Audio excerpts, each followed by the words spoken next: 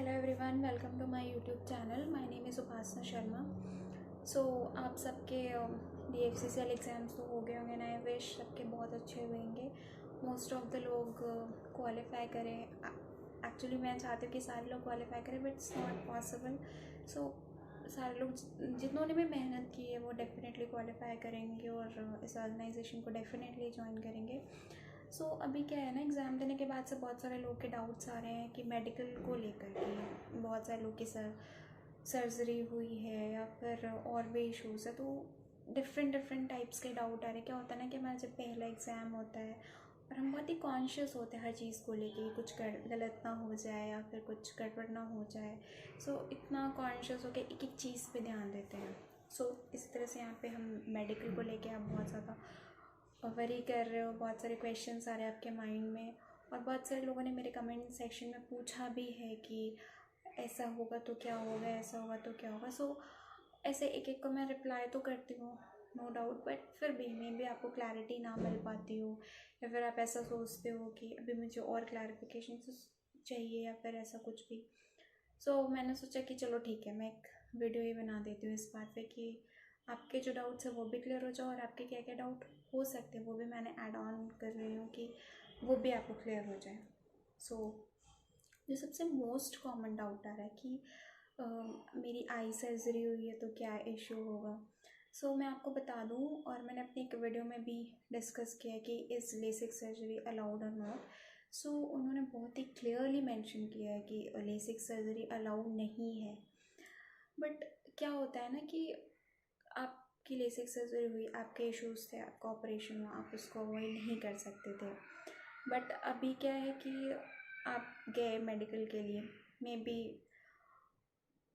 B हो गया, means we don't know क्या होने वाला है क्या नहीं होने वाला, उनके अकॉर्डिंग अलाउड नहीं है, बट आपका हुआ है।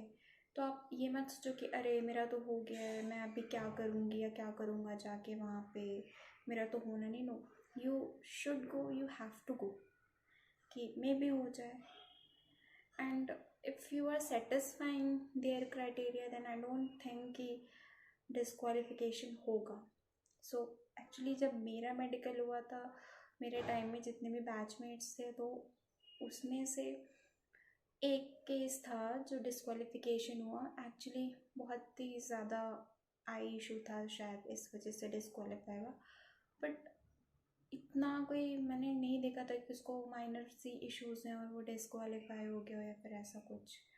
सो मैं नहीं कह सकती कि आप डिस्क्वालीफाई हो गए या क्वालिफाई हो गई, बट एक सजेशन तो मैं डेफिनेटली देना चाहूँगी कि यू शुड गो। अगर आपका हुआ है तो भी, नहीं हुआ है तो it's well and good. Second question, आप लोग ये भी पूछ रहे हो कि मेरी नाइट ब्लाइंडनेस नहीं है, मुझे कोई कलर ब्लाइंडनेस नहीं है, सब कुछ ठीक है, सब कुछ ठीक। Obviously if you have nothing, आपको कोई इशू नहीं है, देन क्यों डरना भाई। अननेसेसरी कैसे डाउट लाना कि मुझे ये दिक्कत है तो ऐसा है तो ऐसा है, नहीं लाना डाउट्स। अगर आप परफेक्टली फाइन हो देन कोई क्वेरी का तो कोई सवाल ही नहीं होता। बहुत सारे लोगों ने वेट के ऊपर पूछा है कि वेट का कोई ओवर वेट। अगर मैं आपसे वेट का बताऊं तो हाइट एंड वेट प्रपोर्शन तो होता है, एंड उन्होंने अपने मेडिकल क्राइटेरिया में भी मेंशन किया है physically fit in all aspect, means weight over weight सब कुछ मेज़र होता है। बट ओवर वेट की वजह से डिस्क्वालिफिकेशन, फ्रैंकली स्पीकिंग, मैंने अपने टाइम पे तो नहीं देखा था। So I can not answer you कि अभी आप ओवर वेट हो, कितना ओवर वेट हो, आप डिस्क्वालीफाई हो जाओगे या फिर क्या होगा। आई कैन नॉट से, बिकॉज क्या होता है ना कि जो सिलेक्टिंग अथॉरिटी है उनके माइंड में क्या चल रहा है, जो डॉक्टर है उनके माइंड में आपको क्या चल रहा है, वो क्या दिखाया, इट्स अप टू देम। मैं अभी इस बारे में नहीं कह सकती हूँ कि ओके आप ओवर वेट हो तो आप डिस्क्वालीफाई हो जाओगे, आप ओवर वेट हो तो क्वालिफाई हो जाओगे। आई कैन नॉट से, मैंने अपने टाइम पे नहीं देखा। सो मुझे इसका इतना, मुझे नहीं लगता कि ओवर वेट मीन्स आप बहुत ओवर वेट तो नहीं होंगे। 1 kg 2 kg 3 kg, I think अपने वेट के हिसाब से, हाइट के हिसाब से मोस्टली लोग होते हैं। सो आपको इसके लिए भी बॉदर करने की मुझे नहीं लगता कि बहुत ज़रूरत है। और इसी टाइप के क्वेश्चन से सबके सिमिलर ही थे, मोस्टली लोगों के आई से रिलेटेड थे। सो आपको कोई इशू नहीं है देन तो कोई डरने की बात नहीं है। इशू है भी then you should go confidently. Actually मैं एक चीज़ आपसे बताना चाहूँगी कि जब हम ना बहुत डरते हैं तो एक्चुअली में चीज़ें गलत हो जाती हैं। सो हमें अपने थॉट्स को बहुत ही पॉजिटिव वे में रखना है कि ओके हम जा रहे हैं तो अच्छा होगा। सो अच्छा ही होगा। आपने एग्ज़ाम क्रैक किया पॉजिटिव रह के, देन थोड़े से टाइम के लिए आप क्यों इतना नेगेटिव हो रहे हो या डर रहे हो। और मेडिकल इतना हार्ड एंड फास्ट नहीं होता कि आप बहुत डर रहे हो क्या होगा क्या नहीं होगा।